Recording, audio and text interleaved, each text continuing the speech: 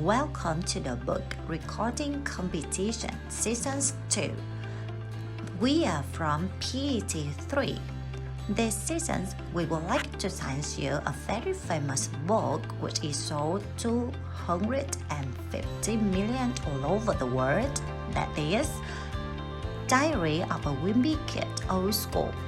Diary of a Wimpy Kid Old School is a young adult novel by Jack Kinney which follows the adventure of the middle schooler Drake Hafley as he attempts both to deal with his grandparents moving in and dealing with their modern comforts while attending her scalpel farm. Let's start.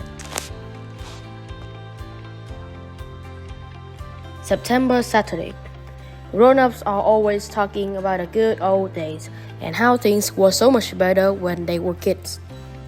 But I think they're just jealous because of my generation has all this fancy technology and stuff we didn't have growing up. Believe me, I'm sure when I have kids of my own, I'm gonna be the exact same way my parents are now. When I was your age, we used our legs for getting around. Yeah, whatever, Pops. Mom's always saying that when she was younger, it was great because everybody in town knew everybody else and it was like one giant family. But that doesn't sound so great to me. I like my privacy, and I really don't need everyone knowing my personal business. Howdy, neighbor! Mom says the problem with society these days is that everybody's got their nose in a screen and nobody takes time to get to know the people who live around them. I don't really see eye to eye with Mom on that issue. Personally, I think a little separation is a good thing. Your leaves aren't in my yard. LOL. Lately, Mom's been going around town with the petitions to get people to stop using their phones and electronic gadgets for 48 hours. Let's unplug to reconnect. Electronics are cluttering our lives. Let's put down our device for a week and get to know one another. Who's in? Mom needs 100 signatures before she can take the petitions to town hall, but she's having trouble getting people to put their names on it. I'm just hoping she gives up on this idea soon because it's kind of exhausting for the rest of us to pretend we don't know her. Don't understand why Mom thinks we need to go backward. Anyway, from what I can tell, the old days weren't that much fun. If you think about it, you never see anyone in those black and white photos. Say cheese. In the old days, people were just a whole lot tougher than they are today. But humans being have evolved, and now we need things like electric toothbrush and shopping malls and soft-serve ice cream to survive. I bet our ancestors would be pretty disappointed with the way we turned out. But once somebody invented air conditioning, there really was no turning back. We've gotten so spoiled that pretty soon we won't even have to leave our homes if we don't want to. Your burger is survived. I said no mayonnaise. In fact, the way we'd headed, I'll bet 1,000 years from now, human beings won't even have spins. Splitter. Some people complain that all the technology has made us soft. But if you ask me, that's not necessarily a bad thing. There are a source of luxuries nowadays that make people live better.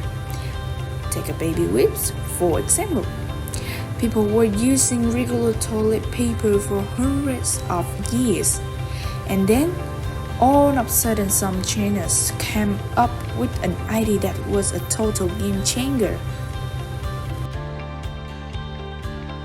What really amazed me is that it took so long for people to come up with the idea. I seriously can't believe the guy who invented the light bulb didn't see the baby whips coming. And who knows what crazy things someone's gonna come up with next to make our lives easier. Whatever it is, so I'll be the first in line to buy it. But if Mom had her way, we'd be living like people did before there were computers and cell phone and baby whips. And I really don't want to imagine living in a world without baby whips.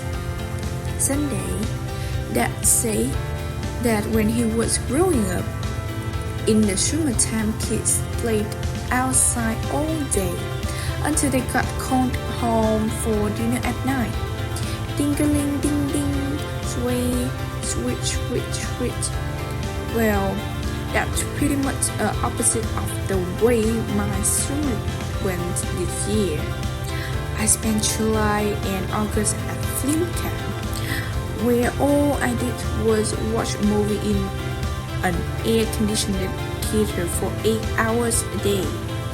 The main reason I signed up for film camp was because I thought it was for people who are serious about movies like me. But I found out it was really just a place where parents could dump their kid up for some cheap babysitting. The downside of spending that much time in a dark theater is that at the end of the day, it took a half hour for my eye to adjust to. The other reason I signed up for film camp was to get out of the house. Ever since we got a bed big, it hasn't been a lot of funny being home, especially not at dinner. For the record, I think it's a terrible idea letting the big eat at the table because it's a human being, and the last thing we need is for it to think is on equal footing with me the rest of us. Right after we got the big, Mom thought it would be fun to teach it some trick, so she would give it when it stood on its hind legs. The big learned to walk like that, and it hasn't been on all four ever since. To make matter worse, my little brother Manny put a pair of his socks on the pig, so now it's like we living in a house with Disney character. Mom used to take the pig outside, but at walking upright, it decided it was too good for its leash. Mom was worried that if the pig ran off, we never fired, so she got a collar with one of the GPS tracking chip. But every time Mom put the collar on the pig, within 5 minutes it would be back off. And don't even ask me how the pig did that, since pig don't even have thumbs. So now the pig just come and go as please. And who called where it spent the time was really that I have a curfew, but the pig doesn't. I think giving the big too many privilege is a really bad idea. One day bigs will rule the world, and it will be my family fault for starting it all. I wouldn't really have an issue with the big if it didn't interfere with my life. But I was late on the first day of school because it was hawking in the bedroom. With the big in the house, I was actually looking forward to school starting. But once I got realized it was just the same old thing. And to be honest with you, I feel like I've been in the middle school forever. I needed to mix things up a little or I was gonna go crazy. So, in the first week of school, I volunteered for the Homework Buddies program. But the main reason I signed up was so I could keep third period, which in music class with Miss Carzino. To give an idea of how long Miss Carzino has been the music teacher, Dad had her when he was my age, and approximately spending 30 years teaching middle schoolers how to play musical instrument.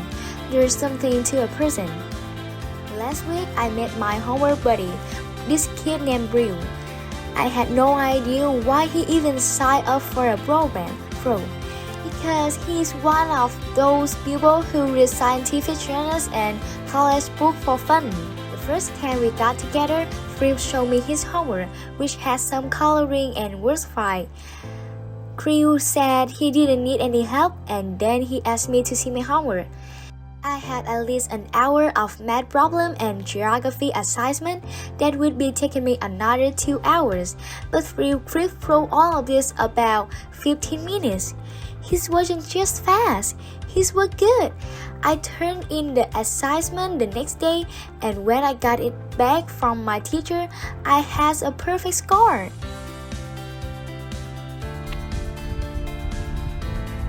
At first, I felt a little bad about getting help for the third grader, but then I realized that homework builders are supposed to help each other out. So now, whenever me and Phil get together, I'm just hand him a pile of assignments and leave him to do his thing. The way I see it, this is working out for everyone. My only complaint about Phil is that sometimes he's too helpful. He's been getting bored with my homework, so he started making up assignments to challenge himself. The other day, he wrote a paper and I checked it to my regular homework and extra graded. But luckily, I checked it over before handing it in. For a while, I was just glad to be getting some homework help. But recently, I have been thinking that since I'm the one who discovered Phil, I deserve some kind of grade if he goes on to do big things. One day, as if our house wasn't crowded enough, now Grandpa is living with us. They raised a rent at least 12 hours, and he couldn't afford to live in anymore. So Mom invited Grandpa to move in our family. That wasn't so hard on the idea, even though Grandpa is his old father. But Mom says it will be just like the old days when 3 generations live under the same roof. I think Mom had this rosy image of the way things used to be, but I have a totally different picture of what it must be like back then. I was actually okay with Brenda moving in with us until I realized that it meant for me. Mom left Grandpa would pick any bedroom he wanted, and of course he chose mine. That means I needed to find a new place to sleep. My first thought was to go to the guest room, but I forgot that that's where the big space, and there's no way I'm sharing the pull-out couch with a man anymore. I ruled out rocking room right away because he might actually be a step down from the pick. My only other choice was 2 rooms with many, so I got out the air bed and set up on his floor. But sleeping in many rooms had its own problem. Mom read many a bedtime story every night, and sometimes they are really long. In fact, lately, I think Manny's been picking out the thickest book he can find just to get on my nerves. Things have been a little tense ever since Grandpa moved in. You can tell he doesn't really approve of the way moms and dad are raising us kids. Even though he never actually comes out and say it. Mom's been trying to party chain Manny's forever, and she's experimenting with something called no pants after dinner. And it's exactly what it sounds like. What's supposed to happen is that when Manny feels the urge to go, he runs to the bathroom.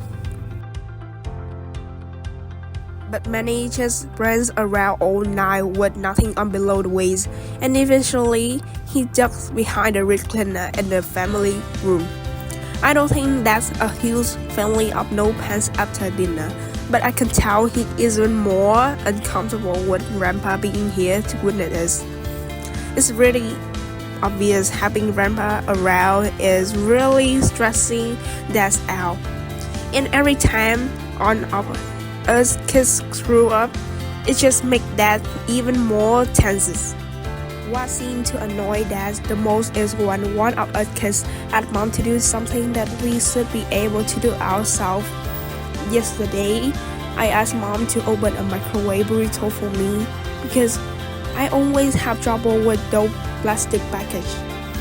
But Dad jumps all over my case. He said if I was standing on the desert island, with 1,000 microwave burritos. I have started to that because I couldn't figure out how to open them on my own. I told Dad that the chance of me getting stranded on the desert island with 1,000 microwave burritos were pretty slim. But he said I was missing the point. He said if I don't learn how to do things by myself, I'm not gonna be able to survive in the real world. Another thing that heck is how mom still help me get ready for school in the morning, and she had a charge hanging in the kitchen to help me stay on track. I guess that was very impressive by the charge because the other days he took it down, but without that, things to guide me through the mornings, I got an order of things all wrong and end up wearing socks over my shoes. This day, I think that just waiting for me to screw up. This morning, I forgot to put the cap back on the tube of toothpaste, and that was ready to bounce.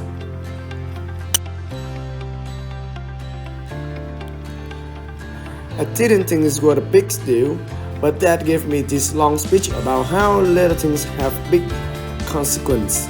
He said if I was a kid growing up in the frontier times and it was my job to tighten the bottle on the wagon wheels but I forgot to, then the wheel could fall off and our family could get eaten by wolves. I thought that was being kind of dramatic, but it did make me feel a little guilty about that toothpaste cap. I'm not the only ones who's been getting on Dad's nerve, though lately Roderick been getting under Dad's skin too. Whenever Roderick need gas for his van, he hits Mom up for money, but a few nights ago, he made the mistake of doing it in front of the grandpa. Dad said that from now on, Roderick has to pay for his own gas. And when Roderick asked how he was supposed to do that, Dad said it was time for him to get a job.